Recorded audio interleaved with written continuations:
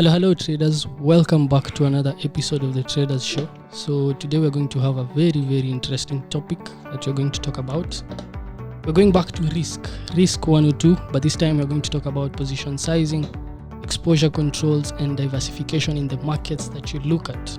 So if you've been trading for a long time, you know that the only key to success is, one, you must have a psychological framework that works in the market, but you must also manage your money in the right way.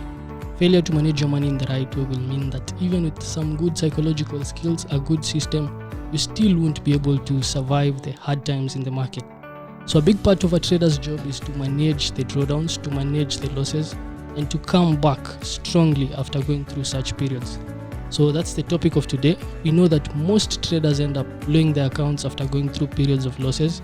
And so we're going to tackle how you are going to manage and overcome some of these obstacles and some of these hurdles that are normally contained in the market. So we're going to share with you a few tips here and there that you can use. You can do further research on some of the topics that we're going to mention. So money management is a broad topic. We can't talk about the whole aspect of money management in less than 2 hours.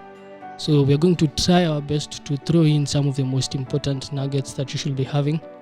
And hopefully you'll do some further research and come up with effective methods of position sizing in the markets to ensure that you survive and maximize return, which is the objective of a trader.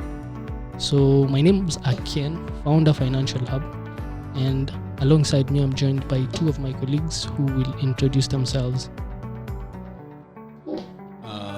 Greetings traders, listeners. It's another episode and we are going back to risk, as Ken has said. So today we are going to talk about position sizing, exposure control, and such, basically money management. It's a very interesting topic to me. It's what I teach basically at Financial Hub. And we are going to dig deep into position sizing. Basically the other topics were just overview of risk management. So now we're going to position sizing. I think there will be other topics to talk about risk, reward, hit rate and stuff. So today we're going to talk about position sizing. And I personally believe it's one of the most important topics for a trader to understand. And not even understand, but apply it well. So there is a difference between application and understanding. So the application of position sizing is what will ensure you meet your objectives in trading. So you can have a good system, but if you don't know how to position size well to maximize on the system, you won't get the returns you want for the system or for generally your performance for the year or your track record. So basically we're going to talk about how to intertwine your position sizing into your system to ensure you meet your final objectives. So I think that's dear to me, and we'll dig deep into it further. So my trading week has been a bit flat also. I've had a couple of losses, a couple of wins. Started the week well, had a GU loss today morning, so that's it for me. But it's been a pretty good month already, so giving thanks for that.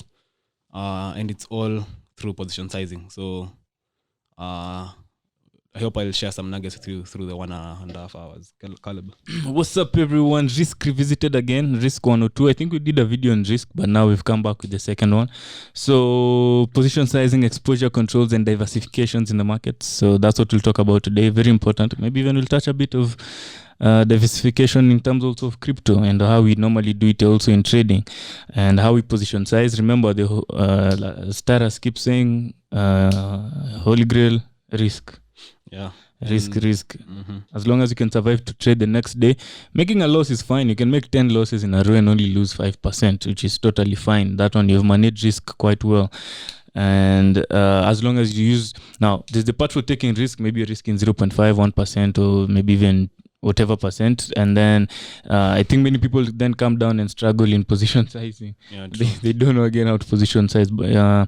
But it's quite simple. It's just a matter of calculation. If you come to our office, you'll see we have a certain poster we kept with Taras on the wall, a sticky note of how to calculate position size in just whenever.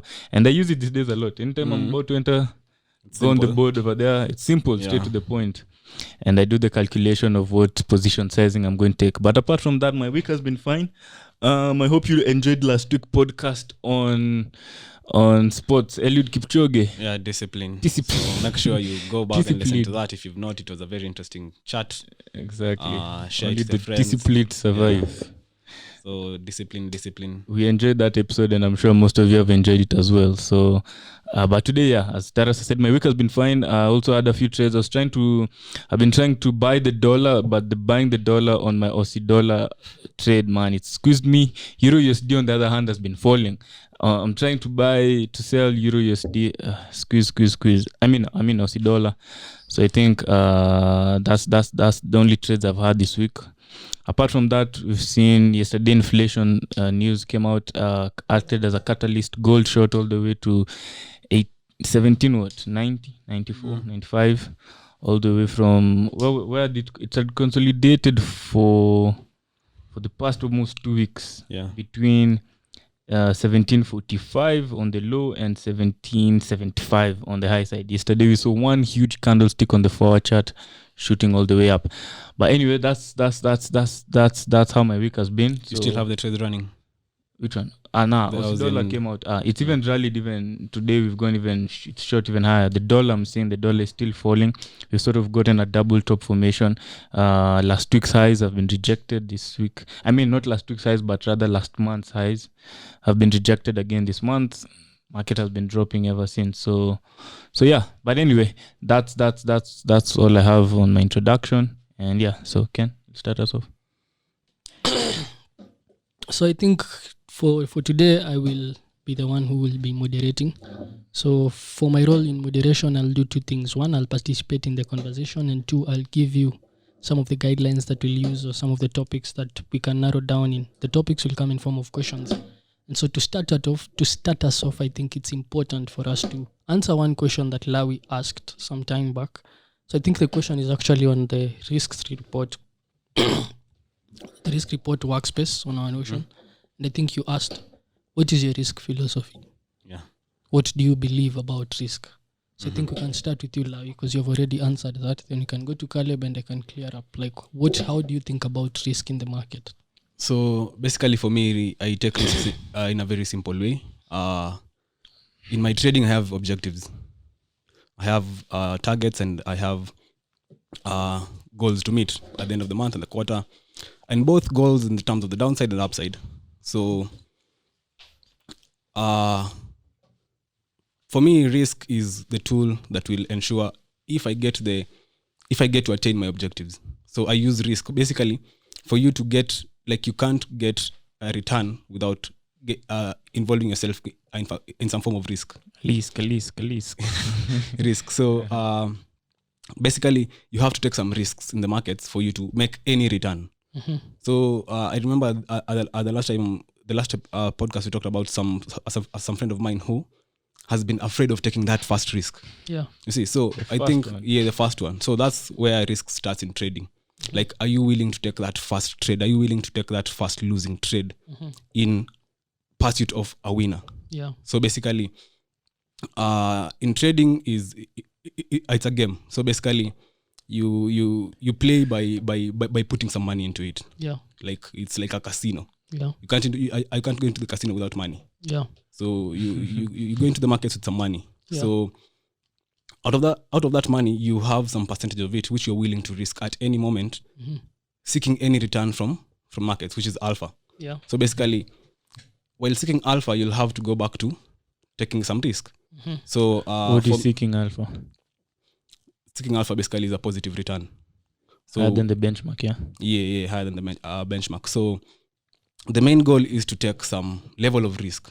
And that level of risk has to be calculated in a way that fits my own personality, in a way that fits my own level of risk comfort. Yeah. There's some level of risk comfort that someone can stand that I can't stand that maybe someone else can stand. Mm-hmm. Maybe I can't stand a more than 1.5% losing a risk on a trade. Yeah. Maybe someone can take a 2% risk. So for me, the risk first, it starts from what are you willing to, what are you willing to give to the markets in return for you to take something from the markets. Okay. Yeah, so basically it starts from there. Then number two is objective. What is your objective? Mm-hmm. So if you have an objective of, let's say, making 10% return, yeah, you have to see if I'm aiming for a 10% return, what is the maximum risk I should take maybe per month for me to attain that 10% return? And that has to be in line with the number of trades you take, the hit rate of your system, and also the risk reward.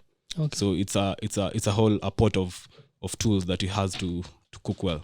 Okay. Yeah. A quote from our book.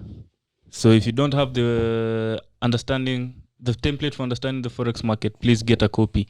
Taras did some awesome detailed data on risk management, identifying risk a lot. But just to 5-to-1 risk reward ratio allows you to have a hit rate of 20%. I can actually be a complete imbecile. I can be wrong 80% of the time and still not lose. Paul Tudor Jones. So, what was your question, Ken? Sorry. I just wanted people to know that we've discussed risk in this book. What's your philosophy?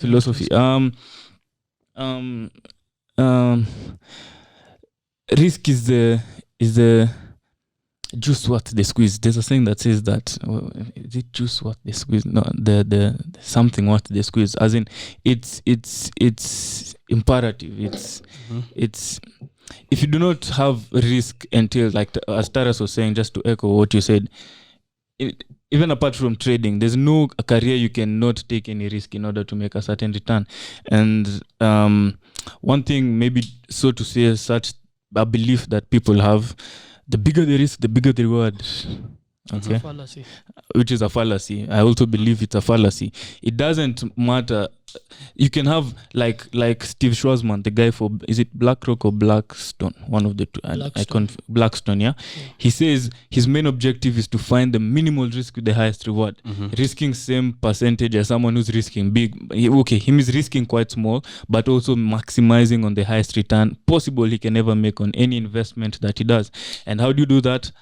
Research, proper planning, knowing, because you're not just going to take a risk at any level. Also, if you want to start, let's say you want to build a building, a commercial building, you want to build a commercial building in a residential area, that's stupid risk. It's not calculated risk. So understanding risk in any career, any endeavor you take is very, very important. Now, coming to trading, if you do not have a proper risk reward, and risk doesn't mean you need to take, the people who are comfortable, you need to understand your risk profile. The people who are comfortable taking 1% risk, that one, they're totally fine. They let the trade run. The people who are comfortable with 5% risk, Michael Gitosh does some crazy risk. He's comfortable with it because of certain things. His risk profile is different from mine. Me, I can't take such risk he takes. There's this guy called, what's his name? The guy from Market Wizards. The guy for damn money, I forgot his name. How can Chris Camillo. He risks 30% of his portfolio on trades. Okay, so risk profile is totally different. Me, if I take a 30% risk, I won't be able to sleep. And you don't want to become a slave to trading or to the market. Won't allow it. Even my risk manager over here will tell me, Caleb, please, tutapigana. Yeah. Fired.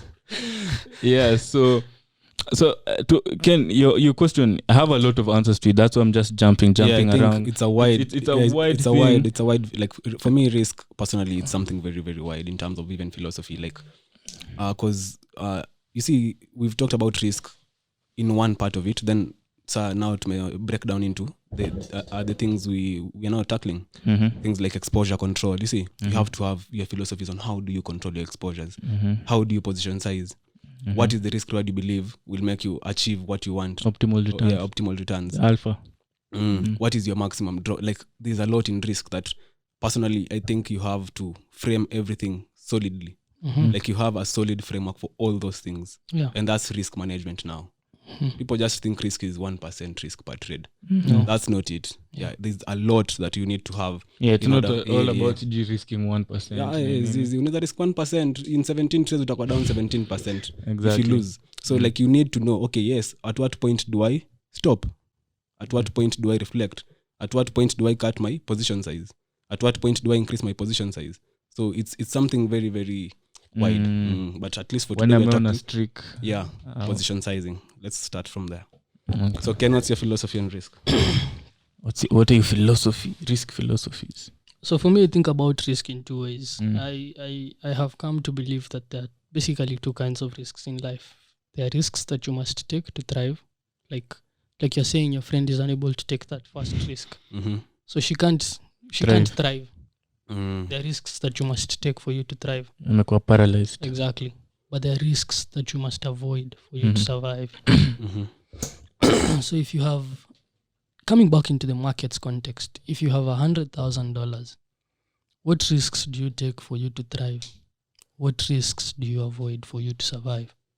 I think that's how I basically frame risk. And I'm more focused on trying to survive than thrive, first of all. So initially when I started, all I was thinking about was thriving. But I think that was naive to some point. I As think I've everyone developed- starts like that. Exactly. If you don't, especially if you don't have someone to guide you. Exactly. So as I've developed in my trading, grown older, learned more about how markets have worked, I've come to realize that the main goal, not only in trading but also in life. Like I was sharing with a person that, when people go into relationships, they only focus on the good side. A relationship can only survive if you are still together during the tough times. If during the tough times you cannot survive, then thriving It's very will hard. not exist. Exactly. So if True. you want to really survive in a relationship, think about how you're going to tackle the tough times. If you have a clear answer to that, you can You're thrive. much better off. Exactly. If you're going into a business deal, don't only think about how it's going to work. In fact, you're better off planned thinking about if it doesn't work. And unfortunately, the way our minds are programmed, the way we've been brought up, if you tell someone something of the sort, they may think you're pessimistic, but I think you're more realistic. Like you're optimistic, but with some sense of realism. Like, things don't always go the way you expect. And when things don't go the way you expect, how are you positioned? What's the contingency plan? Exactly. If you have that, you've managed risk. If you don't have it, it's like Buffett said, when the tide goes out, we'll know who's been swimming naked. Naked, yeah. Exactly. So you'll be swimming naked. So I think that's how I think about risk. But coming back now down to markets, I think the most important thing we're going to focus now on is money management and exposure controls. So when you start out in trading, there's the idea that, like I was looking at my recent trading plans, the ones I had that when I started trading in 2017, 2018, is I've been evolving. And in 2017, I believed that 10% drawdown was fine. It was okay. It's something that you can That time easily... you're taking what And what risk do you per think was trade? the reason for that? Naivety. I would say it's What risk naivety. per trade are you taking back? About 2%, 2.5%. then? Get? So it's done with so. Yeah, 3 to 5. 3 to 5. You're taking only 2 trades you're ready at. Per Hey, trade. you wrote on your plan. We per don't know trade. looking at. So if you think about such risks, that's very, very high risk. Your account will be very, very volatile if you're trading in that form. And I had to go through that volatility to realize, because I had very big wins and at the same time I had very big losses. True. You get? Like I was showing you guys, there's a month I made about 400% return And then the following month out of of business. business. Exactly. Like 400% in 1 month. That Yeah. shows you how this boy doesn't know how to position size in the market. Exactly. You're so volatile. You're everywhere, and you can't survive if your account is that volatile. Bet. Yeah. Pardon. I said bet. True. Yeah. So it's very, very important for you to think about how you're going to position size in the market. You get? Yes. So if you're going to position size well in the markets, then how are you going to position size? And that is very, very dependent on your hit rate. And even before I think we go into that, I think I'll also ask you another question. Because I and I stated it like before you position size, what are you position sizing for? What's your objective? What is your objective? Exactly. That's another point. That's why you actually start. Exactly. What's your objective? Is your objective to make 5% in a month? Is your objective to make 10% in a month? Is your objective to double your money? Is your objective to not lose 5% in a month? Exactly. 10%. So how do you position Exactly. size? So you have to have those objectives clear. Exactly. So you start by That's the first thing objectives. by there you need to have. Like I want to avoid going down to Into a maybe drawdown. a drawdown of more than 5%. Okay. How do I position size to ensure that doesn't happen? Where do I start? Because you can start off small, and then as you go up the ladder, you can keep on adding risk. And I think that's one of the things that I've learned. Like in trading, people do it in the wrong way. They tend to add more risk when they're doing poorly, and to make it back. exactly, Yeah, and yeah. take less risk when they're doing well to try and protect themselves from losing. Mm-hmm. The reverse is the case. You should take more risk when you're doing well and reduce risk when you're doing poorly. Yeah. And all position sizing methods that work in the market are designed to do that effectively. Yeah. If your style of trading does not allow you to make more when you're winning and lose less when you're losing, then I don't think you can maximize returns like most people will. Because that's the value of risk reward. That's the value of scaling in. Like you don't scale in into a loser, you scale into a winner. You don't I said what first? Risk reward. Yeah, risk reward, exactly. You don't lose $5 in the pursuit of one. You always lose $1 in the pursuit of 5. Yeah. So all systems, all methods that are used in the market are designed to help you maximize on return and minimize on losses. And if your system doesn't have those two things well intertwined together, then you'll end up making emotional decisions. And that's how most people trade. They take intuitive risks. So hii trade naona hii wacha niweke 3. Exactly. Hii trade iko sawa, hii iko sawa, hii wacha niweke 3. Or this trade let me position size at 4% or at 5%. That is the worst method that you can use. You need to have a position sizing strategy, just like you have a strategy for trading. So how are you going to manage your equity and how are you going to manage your sizes exactly in the market, such that if you're up, how are you going to maximize and keep on making more money? If you're down, how are you going to minimize on losing? And these things also come with experience. So if you're starting out and your main task is understanding, first of all, how to break down the charts, then these things don't even add up to you. Yeah, true. Don't true, make true. sense. They don't make It's a sense. journey, yani. Exactly. But the minute you start managing 1 million shillings, 10 million shillings, 100 million shillings, Makes sense. then Yeah, you really by need to force. understand, okay, if I lose 10%, I've lost 10 million. If I lose, how are you going to avoid such things and ensure you make more and lose less? I think that's where I'd start. That's a good point. So making more and losing less. Yeah. You've read this book by Ray Dalio, Principles. Yeah.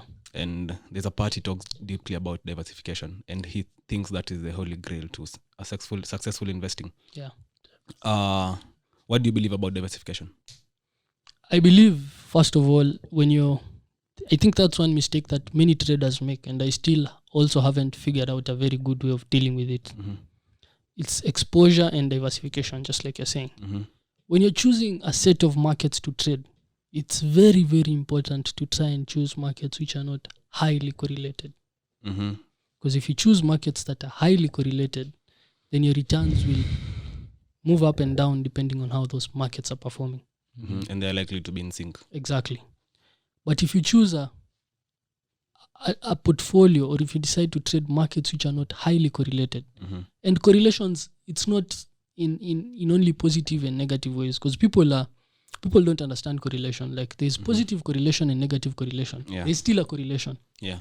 I want things which don't move in the same way or in tandem.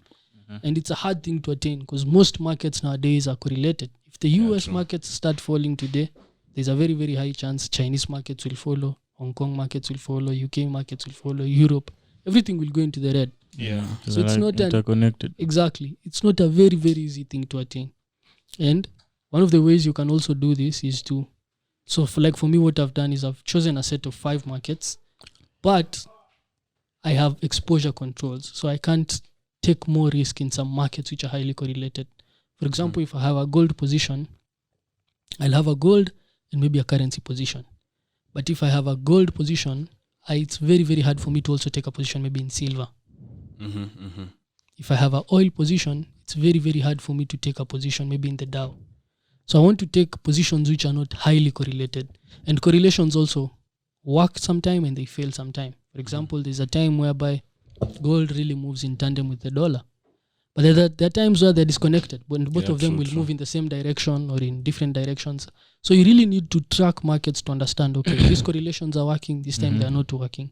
And how do you trade the markets from that perspective? So that's how I've diversified. And still on the same point, he continues to say that is the only way you can reduce risk without reducing return. Yeah.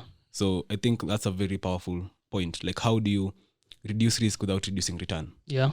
So also it comes down to position sizing, and the ways of position sizing also. Yeah. As you were saying, when you are down, you cut down on your position size. Yeah. When you're up, you Increase. maximize. Yeah. And there's that thing you think. I don't know if it's you who came up with it. The money market, Markets money method. Yeah, markets money method. So you now start maximizing on your wins. Yeah. So also Avantap talks about it strongly. Yeah. In that, let's say you had $100,000, then after 3 months you have $120,000. Yeah. So you can continue risking 1% of the principal and about 5% of the profit. Yeah. So with that, you are increasing your Risk. return. Yeah. Because you're winning. So you're increasing your return if you continue winning. Yeah. But the downside is still capped. Yeah. See? So like if traders can still like try and put that into their trading system, like how do you ensure you always reduce your risk without reducing your return? That's the main question. Yeah. So and that should be objective as a trader. Exactly.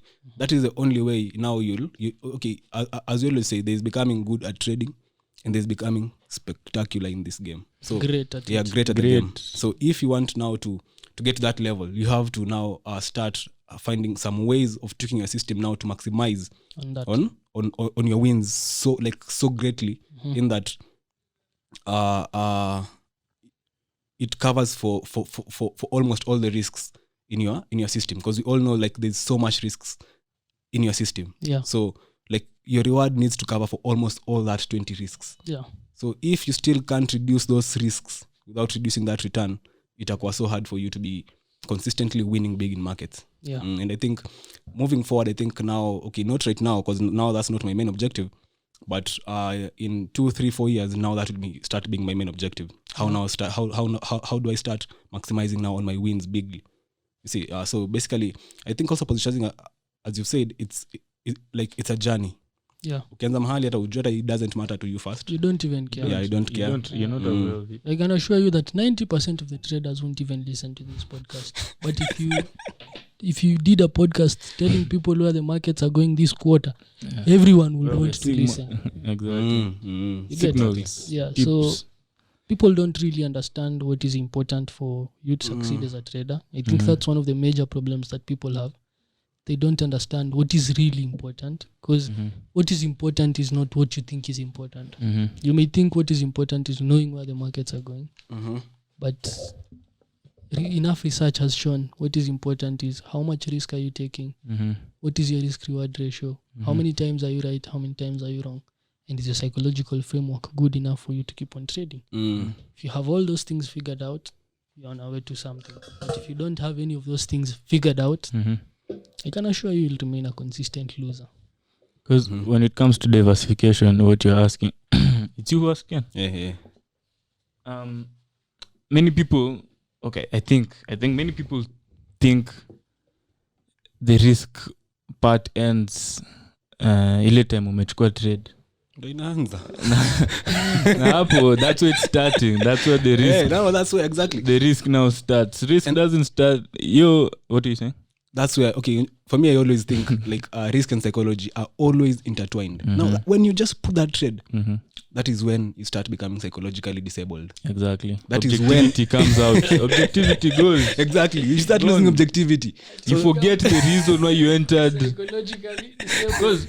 Because look, just think of it. Before you enter the trade, let's say you wanted to go gold long. You've analyzed it's a third trendline bounce in line with 61.8. It's maybe like there was a triangle formation forming. It's just starting to break out. You want to enter into that momentum trade as it goes up. You've planned nicely. Now, the way you're saying, sasa nimebuy. You didn't mentally rehearse the different scenarios that can occur, which is important. The inflation. Mentally rehearse. Yes, you've entered, it's broken out of the triangle, it's respecting the 61 in the trend line. But then it starts pulling back. Okay, you've just entered immediately. It just starts pulling back. Like yesterday's move actually was like that. Gold rallied. Yes, it had fallen at first. It rallied first, Rallied, then fell back, fell, then shot. rallied. Hey. Exactly. Now, the mere newbie traders, the ones who are just starting off, the baby boomers. Ray Dalio calls them the average investor. Because Ken has been talking about it this whole week on the gold chart. If you've been observing the gold chart, a sideways movement for 2 weeks, just fighting. Then you're like, why perform? Why try and look for a trade in such a market? It's been having a lot of sideways movement. There's no way it's gone. Yesterday's breakout came in, and market continued to the upside. And that's to just frame what you're saying. I think you're talking about avoiding losers as a way of managing risk. Sort of, Yes, yeah. true. Because there are trades which you take and when you're in loser, lakini napambana na hii kitu. Najikaza tu, yani. Like that whole sideways movement. Exactly. You don't just have the patience to wait for a clearly defined setup move. Mm-hmm. The minute you start looking for, and I think that's the edge that someone like Kitosh has. Because his account is not volatile. Seems anaangalianga charts daily. But when what he's looking for appears in the market, no wasting time, no wasting hesitation. Time. But for most traders, they don't have that. So what do? They think trading is like the way Livermore says, is the Wall Street fool who thinks you must trade all the time. All the time. You know. I didn't scalpers. Unafinya yo. Not even trading every day, trading multiple times a day. Like seriously, like dangerous. Taliban. There's one thing that will help you even in all these things that you are saying. It's doing some of those things. The minute your hit rate goes to 60, 65, like you're good at picking trades, you can even take bigger risks. Yeah, exactly. Yeah. But the minute you participate anywhere, you don't know when you have an edge, when you don't have an edge. You're just in the market to be in the market. You don't even have the conviction to hold a trade. That is the minute that you'll understand the losers and the winners. Because that participation in the market, like you're saying, is one thing that I've observed kills many people in the market. The action, the constant action. Exactly. The need for constant action. Exactly. You just want to participate. Exactly. So like you're saying. And now that time, this person hasn't, like for example, and this, and as Ken was saying, this is a mistake we've done. We're talking about things we've done, not things that we read on books. Like we read them and still did them. True. Experience. Like what we've been discussing this week, this gold sideways movement. If it was us 3-4 years ago, buy, sell, buy, sell. As in unafungwa tu, unachengwa, stop loss hit, stop loss. Every candlestick makes a sense to you. Hey, you know, good trade. Randomness. Because there's this big one, strong one, it had shot all the way up, immediately followed by a big engulfing candlestick to the downside. So and then now what happens now with the newbie traders, whenever a move starts, the fact that they've not also mentally rehearsed, they haven't, and this is something I do a lot these days, they've not pre-planned the position size. No, like market imesonga tu, you want to get in. So you don't, the main focus is to enter. What size my stop loss in mbele, you get it's going. Trade is kuache wala. Trade is moving. Position size, you're supposed to have planned it way before. Yeah, true. Market has come if you here. have a trade setup, of course you have planned for it. Exactly. If it comes, you know maybe the you're adjusting size. something very small. Exactly. It's not, you're not reacting to the market. Exactly. You're responding to No, it. you're Market has come to this level. Now let me take this. I'd planned for this position size, 2%, 1%, whatever risk you're taking. I trade accordingly. But now on the other side, it's which is a normal step. I may used to do that a lot. Market is moving, and the bad thing about it, you know, is what? You make money. True. That sometimes it will come, it's gone. You took position size, you didn't even know what it is. Now you've already entered. Now I'm planning my stop loss. Okay, I want it here. And where you're putting your stop loss is not where the stop loss is meant to be. It's where your pain threshold is. Yeah. If $100 in the mwisho kabisa, like the room for that trade to play to that level is so clear. You know, exactly. This market can still play to this place before to that level. It goes to my target. But you need to be in, man. You need to be in. You need that action. That's what you're looking for. It is what it is. And now to my second point, in terms of now taking such silly trades, with the diversification part and exposure now. Long time, I used to take a lot of and it's something I noticed early and I stopped it. So you take a lot of correlated bets at the same time. So I'm long Aussie dollar, I'm long Euro USD, I'm long So GU. you're basically buying the dollar. I'm basically selling the dollar. I'm basically selling the dollar on all those trades. So I've taken my exposure is one big one. May think I've taken different markets. One of these might work out. Oh. But in the long run, what happens? They all end up being losers in the same direction because the dollar maybe is doing something. So all the markets are like what we've been seeing this week, or rather for the past few weeks. Or let's say in a long term, ever since COVID, the dollar has been weakening. Yeah, so it's been going to the downside. These other pairs have been sort of shooting to the upside during that time, immediately after Corona, when the interest rates just went low. So in the long term, all these markets, it's indicating dollar weakness, and your position sizing in all of them. So your diversification, you think you've diversified by taking different.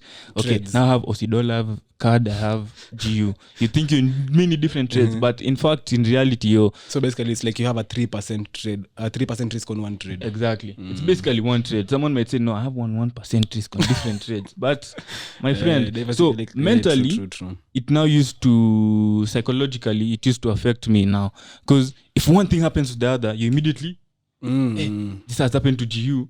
So it's starting to come out. So you're not really, in terms of trade management, now, you've trading, man, all these things are so intertwined. Exactly. The risk part, the psychological part, the trade management part, the what we're talking about, the diversification part.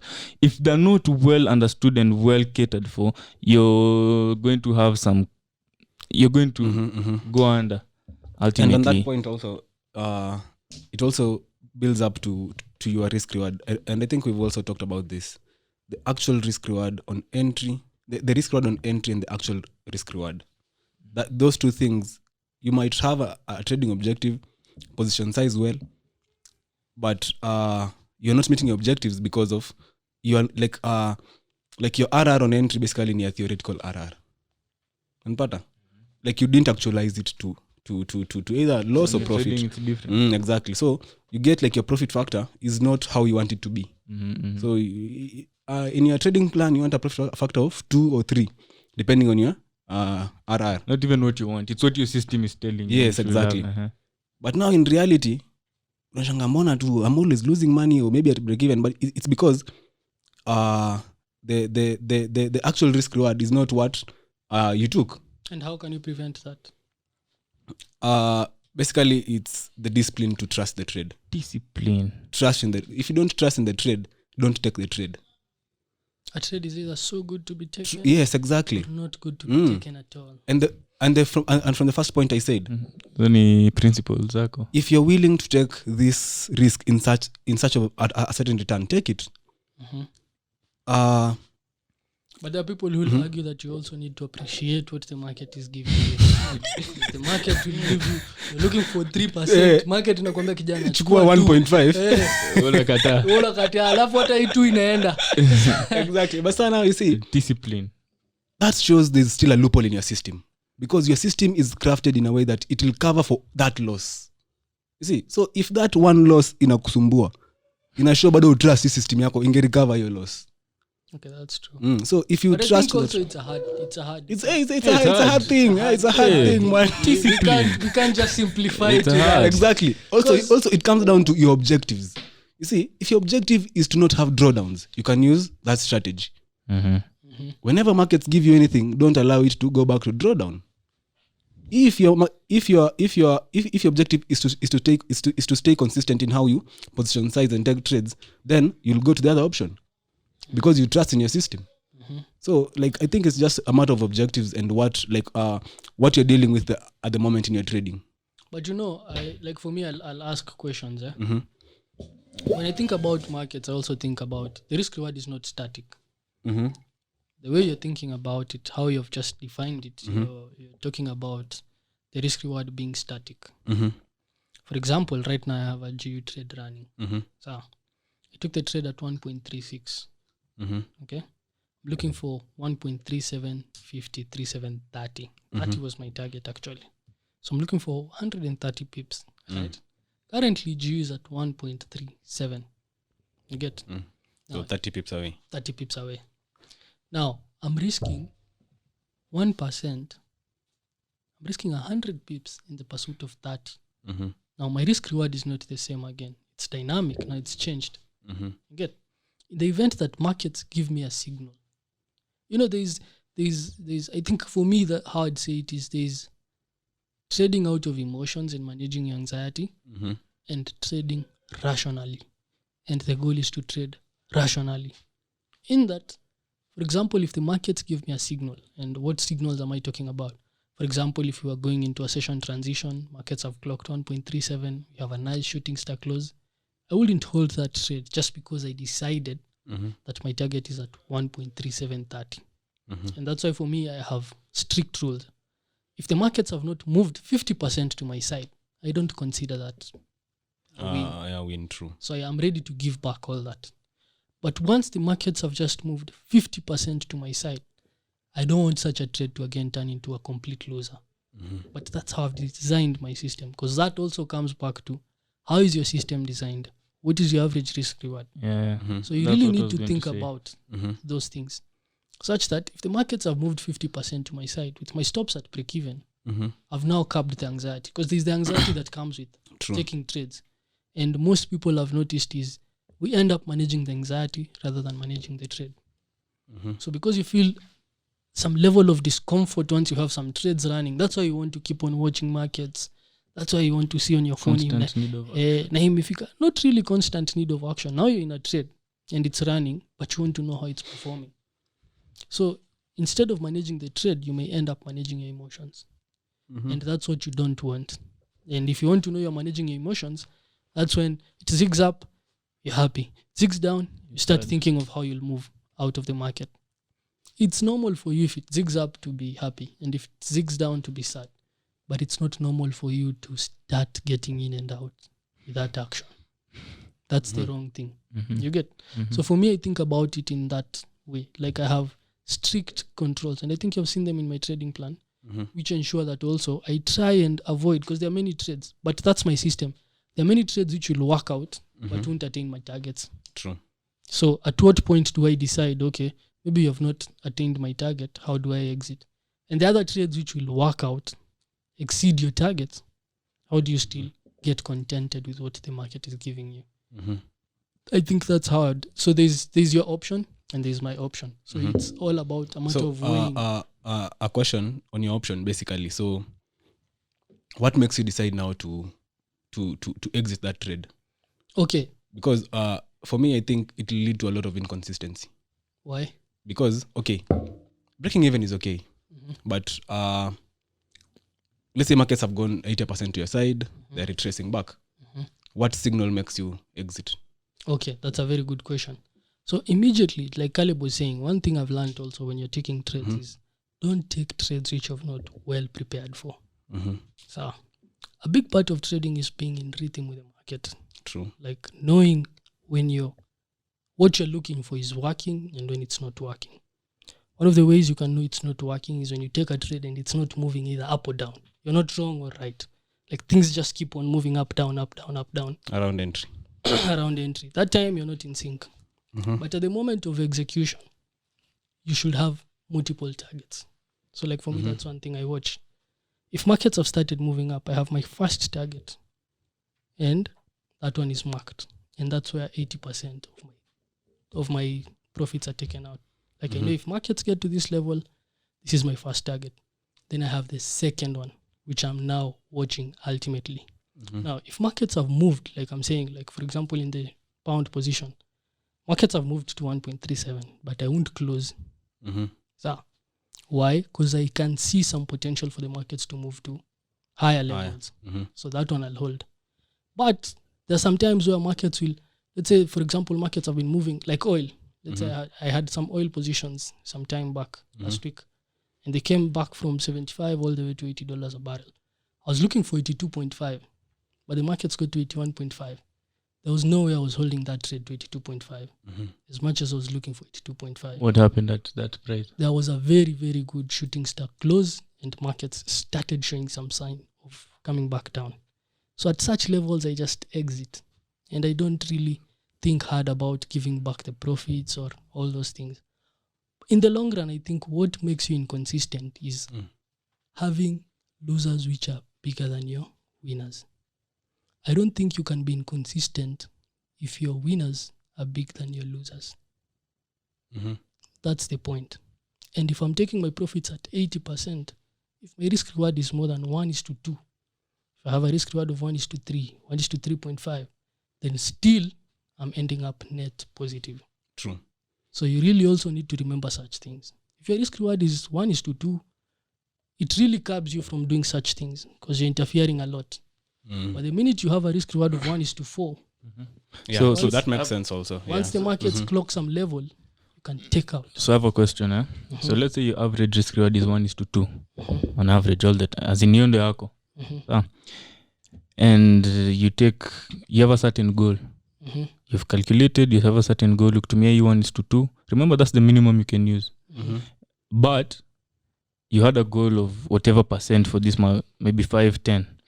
But you took, let's say, 10 trades. And 5 of them, you closed them at 80%. That is 1.6. Haven't you underperformed the system? Yeah. So now how do you cap that? Because you have a certain goal you're supposed to meet. Exactly, and that's what I'm saying. When your risk reward is 1:2, you're more or less becoming now discretionary. Exactly. You're trading more or less from your... I think all trading is discretionary. I really disagree with people when they try to say trading. Even if you're trading an automated system, I still believe it's discretionary. But why? What matters is how discretionary it is. Exactly. Is it 10% or 90% the level of discretionary? discretionary. But by the end of the day, you still have to decide what position size, which trades to take, which markets to trade. Of course. All those things, it comes back down to you. So it's still you making the decisions. Yep. So you get my question. So now how do you do with that? How do you? Now you're taking 1.6. Yes, you're 1.6. winning. You're winning. Yes. You're up, let's say now 4%. But you're underperforming your target. 10% return, or you wanted an 8% return. First of all, I don't believe like you can decide, I want this return from the markets. Of course you can't. Have a target. A target. Yeah, you have targets. Exactly. Yeah. But you can't decide if this target doesn't happen, because most times you'll fall short. If you have such targets and you'll start trading very poorly. You really have to be in sync with the markets and trade how the markets are moving. Because there's one thing I also want you to understand. Like, I feel like I'll also ask you a question. Yeah. So, if you have 10 trades, and 5 trades, you've said 5 trades you took out the profit at 80%. Always, you're saying you're always. Not always. This month. Remember, we're talking about different months. So hii month vile umeperform. Umetoka 5 trades, umetoka 80% at 1.6. Wait, did you decide to just exit at 80%? No, I'm using sort of hypothetically your way of described 80%. Imefika, sign imeshow, I'm out. But if we come and... Now that is in the heat of the moment. If we come later on and look at how markets performed, yes, it showed the shooting star. But if I held on to my position with the pattern of trading originally, achana na nimefom mbele, maybe even 3 of those ones continued straight to target. Okay, if that's the case, then stick to your targets. If that's the case, stick to your targets. My point is, there are trades which, and I also, such trades, like you've been in such trades multiple times. Which ones? A market has moved 90% to your side. It turns and never comes back. Of course, so there are many of them. Exactly. If you're talking about the 80% scenario, what I'm trying to avoid is such trades. You get? In the long run, you're focused on this month. So, you're focused on this month. This month, nime underperform. But in the long run, trust me, I'll overperform you. If I'm taking my profits even at 80% for those trades which will turn. That's hypothetically speaking. And even yours is hypothetically also mine is hypothetically speaking. Exactly. We're all speaking from opinions. That's why we need more data on this. Exactly. Look, that's hypothetical. You can only look at profit factor ya wase tu. Exactly. Actually, people because have everything comes 0.8. It's subjective. That shows actually you don't actually make money. You have a 0.8 profit factor. Of course. How? It's subjective. Listen. When you're talking about certain things, let's do it from a statistical exactly. That's what I'm saying. Everything, that's what I was going to say.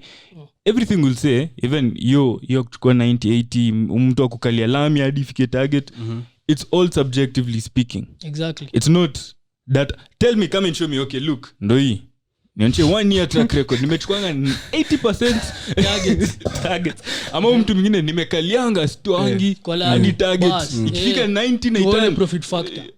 One profit factor. Exactly. And one thing you can also do, let's not even go far.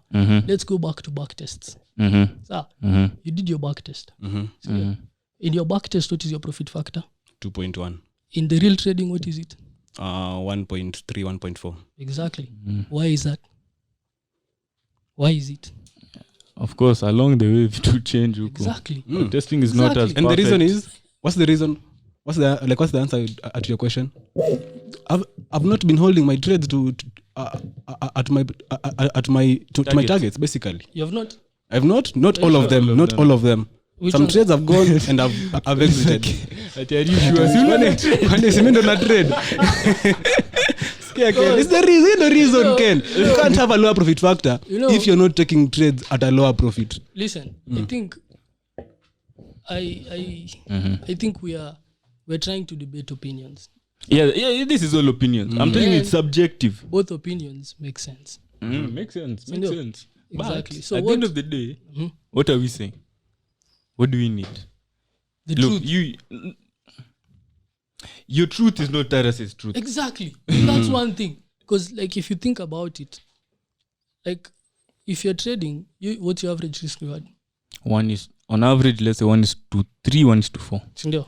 What's your average risk reward? I just told you. 1:2. Exactly. Would you follow his rules? No. No. Hey, Exactly. You're all trading differently. Sindio? Exactly. You'd not follow his rules. Exactly. I won't. Boss, would you follow his rules? No. Exactly. Whether he believes your targets are ambitious. Exactly. And you believe his targets I'm underperform by. I'm underperform. Exactly. So, and that's trading. Exactly. Everyone has their own rules. True. The most important thing is, are your rules working? Exactly. For you. Exactly. Are you making money? Don't need to work for you. Exactly. And they might not. Yani that's why trading number find your own thing.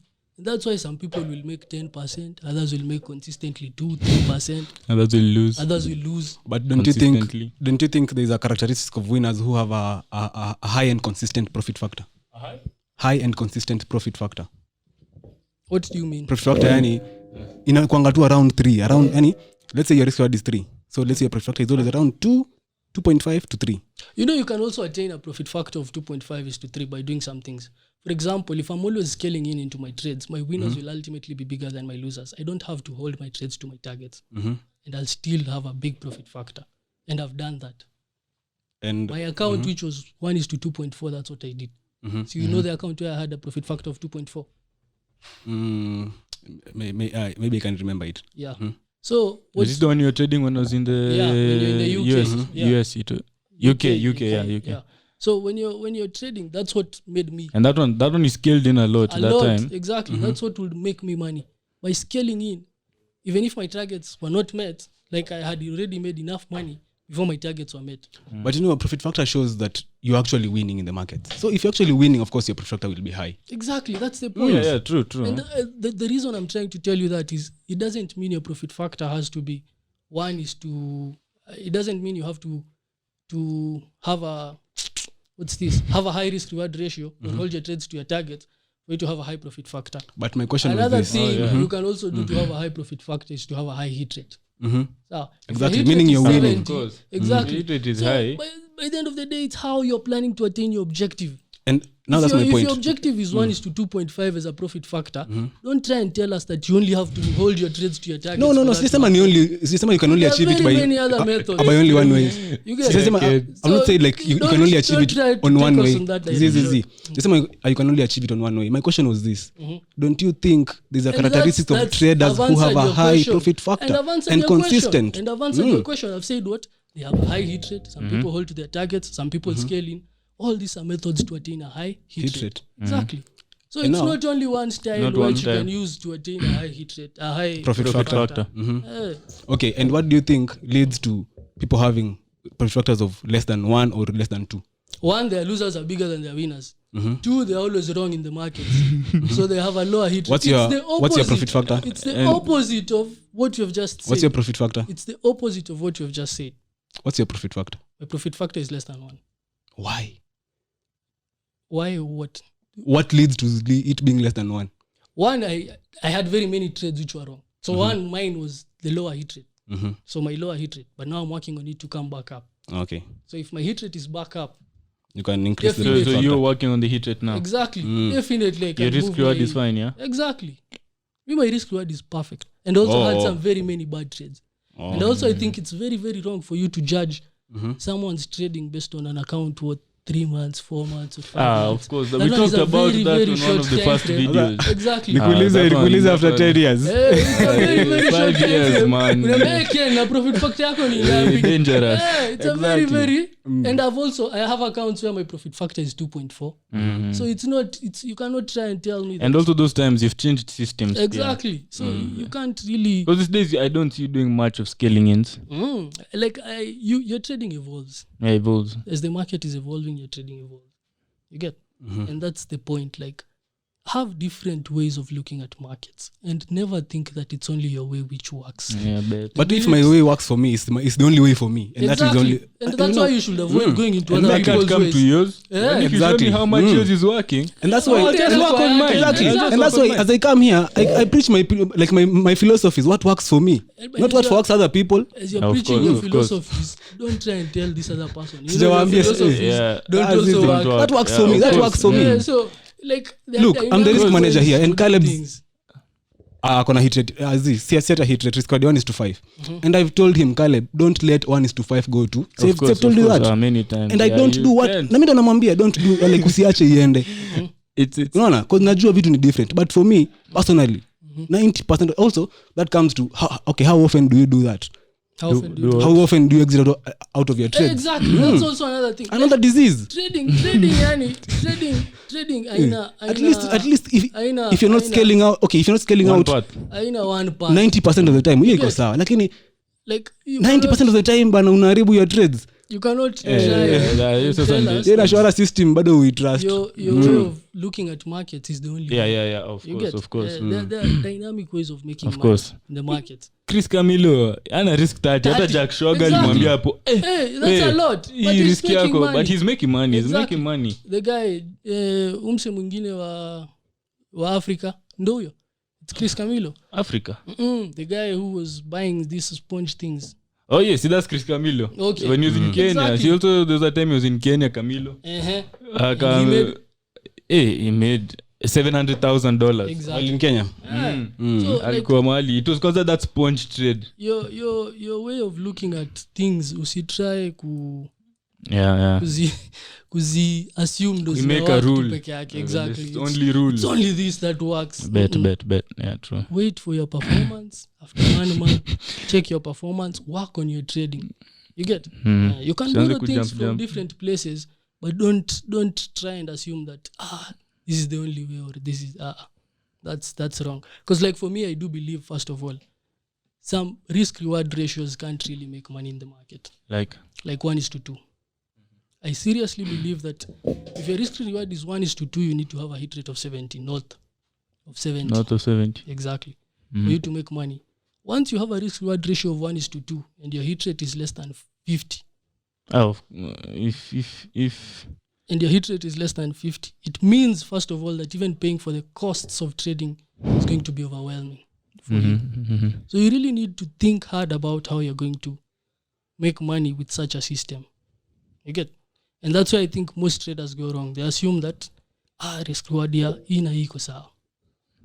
You really need to think hard about some of those things in the long run. In the matter of 1,000 trades, utakuwa wapi? utakuwa wapi? 2,000 trades utakuwa wapi? You really need to think hard.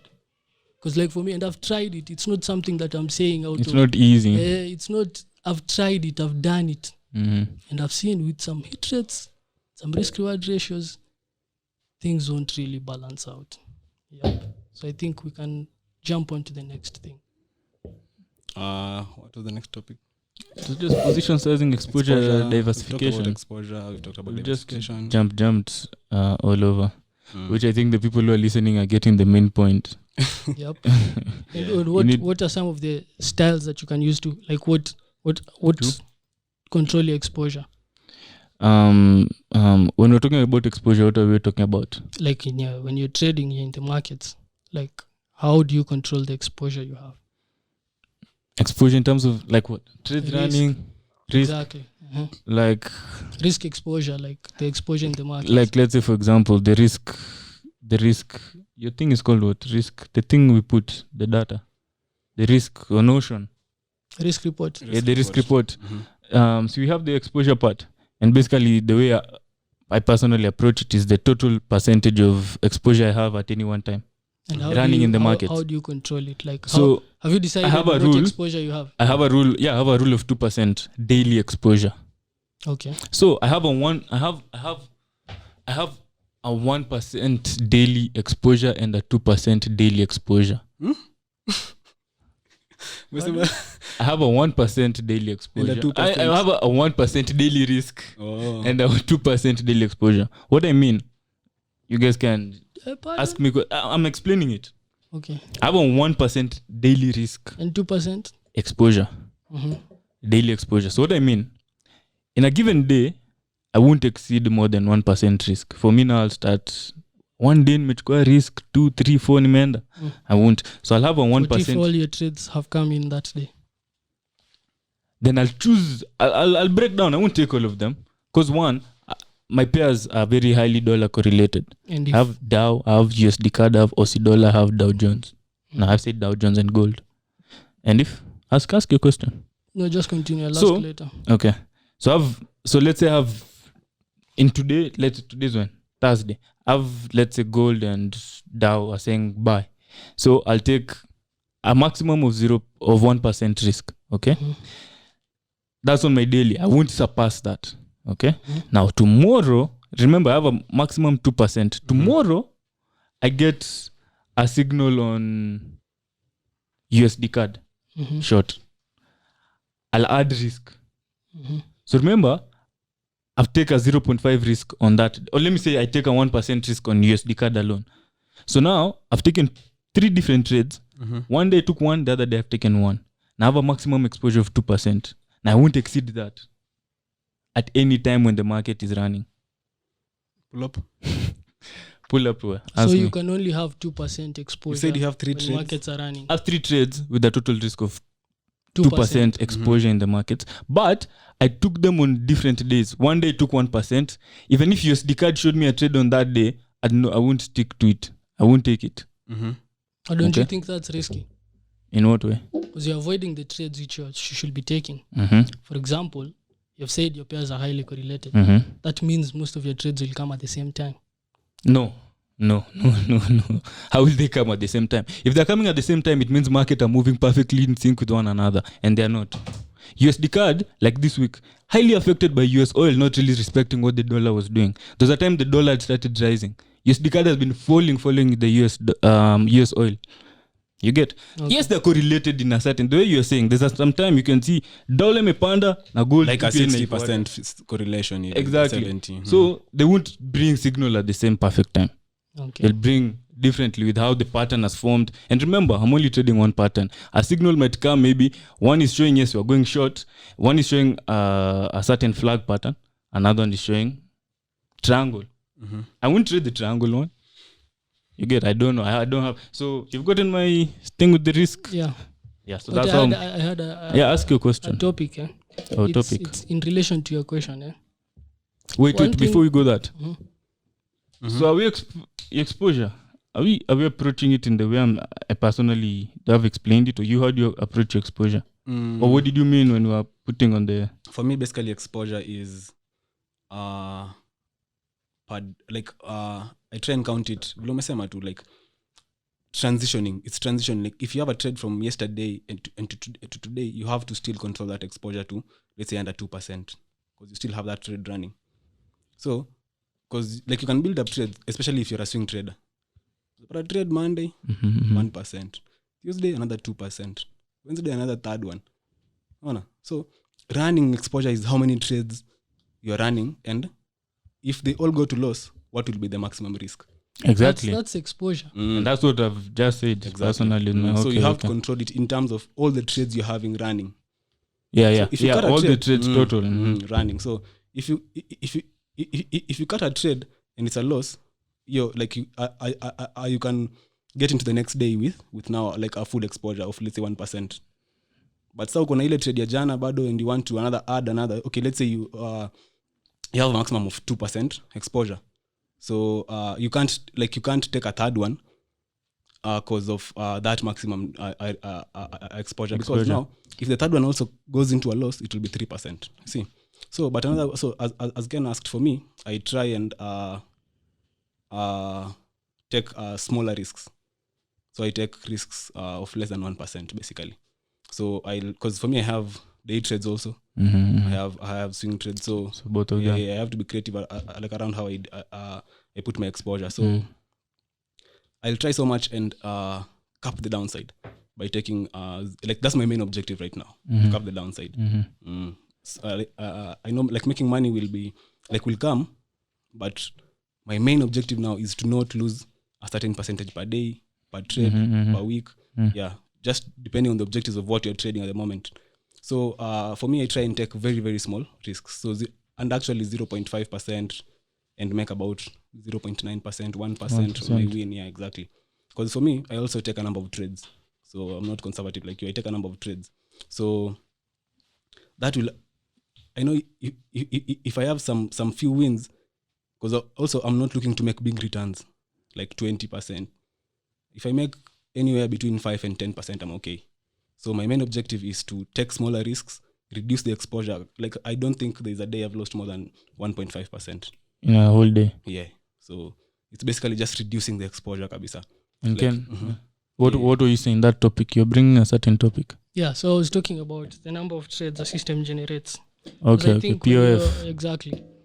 If you have let's say if you have a system with a 50% hit rate, but it generates about 15, 20 trades, and you have another system with about 50% hit rate, but it only generates 4 or 5 trades, the guy with 20 trades is likely to make money, but the guy with 4 trades is likely to not make money. Underperform, basically. Exactly. So the number of trades is also a very, very critical factor. The POF, yeah. Exactly. When you're trading. If your system generates very little trades, that's risky. Because also, you won't have the opportunities to put in the risk for you to make money. So you may have to rely more on taking big risks. And I think that's what people like Camilo, yeah. Camilo says in a year, you can have like 3-4 trades. 4 positions. Exactly. If you try and think like him, in a whole year you've taken only 4 trades, you're no longer doing what you should be doing. Bet, yeah. You get? So as a trader, you should also come back down and think hard about, okay, how many trades can this system generate? And how can I improve the number of trades that this system generates? You can even decide to trade more pairs. Yeah. Because if you find that your system is not bulky, like you don't have to do a lot of day work, it's swing work, then you can set some time during the week or during the weekend where you just decide which trades you'll take, and do the research, and then you increase the number of trades at least you'll have, or the number of opportunities presented to you, so that you can make some more money. I think that's also a very, very critical factor. As much as you're thinking about cutting the number of trades and doing those things, you also need to think about, in the long run, I need to have some exposure in the markets. Because if you're out, you're again not making anything. True. You get? So you really need to find a balance between those two things. And I think that's why I was saying, for me, my system generates a number of trades. Yeah. Because I have day trades, I have swing trades. That's why I take very small risks, 0.4%. Because nikishachukua naweza chukua per week, unapata niko na 10 trades, hata 15 trades per week. Yeah. So in a month you have 60 trades. Possibly. So I really have to take small risks kabisa. I can't take a risk of more than even 0.8%. I remember there's a time you were showing me to Kangalia. You showed me even some trades you had 0.3. You had 3 trades running. And how do you decide which one is going to 0.3, which one is 0.5, which one is 0.8? So it goes with level I am. Like if I make some money, if I make money, let's say last week, I'll take full 0.5. If last week was a losing week, I'll take 0.4%. Also, I'm trying to cover for commissions and stuff. So but majorly most trades basically it's 0.4, 0.5. Now for day trades. On the day ones, does it also depend on the number of trades you found? Pardon? On the day trades. The way you allocate risk, does it Yeah, also depend on the number of? Because I remember there's a time you showed me kulikuwa na Dow short, kulikuwa na US 100 short. I think there was a gold one. Yeah. So Also, does it also depend on the number of trades you have? I take? Let's say I have 4 trades. Me, I'll take all my trades. But I'll cut the risks to all those 4 trades equal. Okay. Depending on the market. If they're day trades, I'll just put them equally. Okay. So let's say I wake up in the morning and I have 3 day trades, and I know I have a maximum of 1.5%. So I'll just 3 day trades. I'll put, let's say, 0.3 on each. So that will be around 1% risk full on 3 trades. Yeah. So I remember the time you showed me one. Yeah. Okay. So I'll just take my trades and reduce the exposure now on those setups. Okay. So you take all trades that are present. Most of them. But also no, I can't have more than 4 setups. Like more than 4 trades running at one time. Like I have gold, oil, Dow, and Nasdaq. Hey. And what's your percentage exposure? Per day, per week? For me, it's 1.5% per day. Per day? Yeah. Okay, that's fine. It's doable. Right. So have you exposed everything in your mind? I don't have anything else to say. Exposure. Also, may I think I'm done for today. Kidogo about cryptos and how you can also diversify on that area. Yeah, true. But I think also we haven't done enough research for us to have clear answers on such things. But we'll give you some nuggets that we use. So first of all, I think the crypto market is highly correlated. Like it's hard for you to convince me that Bitcoin will do this and then this other thing will even do the this. opposite. Most times those things are very highly correlated. Like they'll tend to move in tandem or do the same things.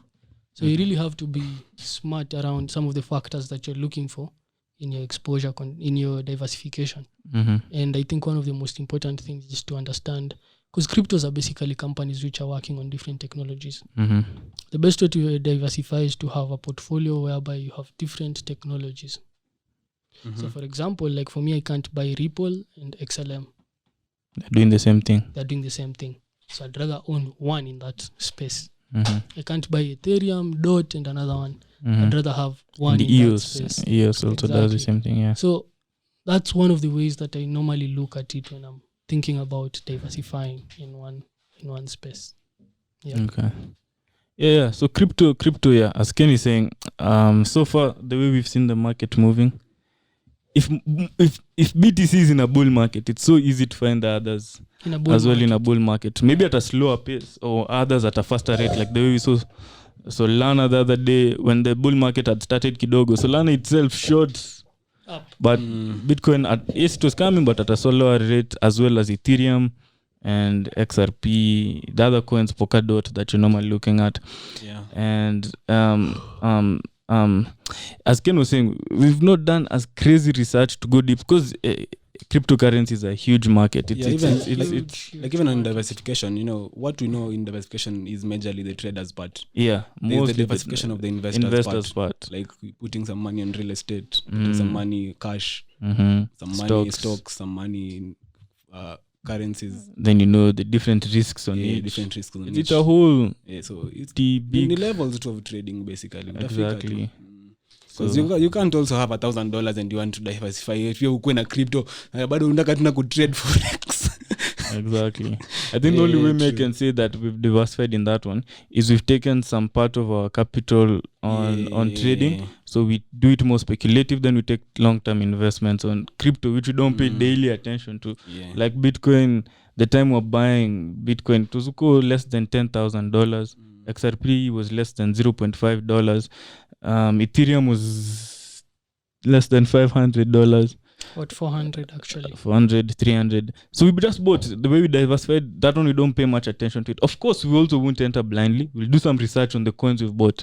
So XRP, we know it does BTC. Ethereum, we all know what they do. Then we invest. Now others, we'll talk about this later, but that's how we approach the sort of, it's not a well-researched, a well-programmed one, but sort of how we've diversified to get some capital inside the cryptocurrency market. So far, they've worked well for us, but we also won't take it as an assumption that we know what we are doing. We still have a lot to do in terms of that. So instead of doing a lot of guesswork, I think there's no need to jump. We know more or less into trading than into cryptos. We'll do more research, then come now with stocks, Yeah. crypto, and all that. But I think that's it. That's it for today. I think we've kept good time. It's been a good talk. So personally, I teach risk management, and I know it's one of the hardest topics for traders to understand. And if you're just struggling with risk management and position sizing, actually, I don't want this podcast to end before I say this story. Okay. There's this story. Yeah.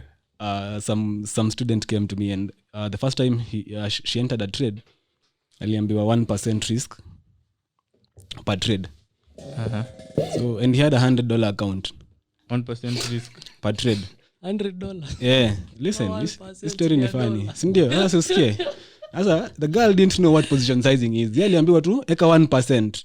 So ameenda MT4 hapo kwa lot size akaweka 1. Sasa akidhani hiyo ndo 1%. Oh yeah. Okay.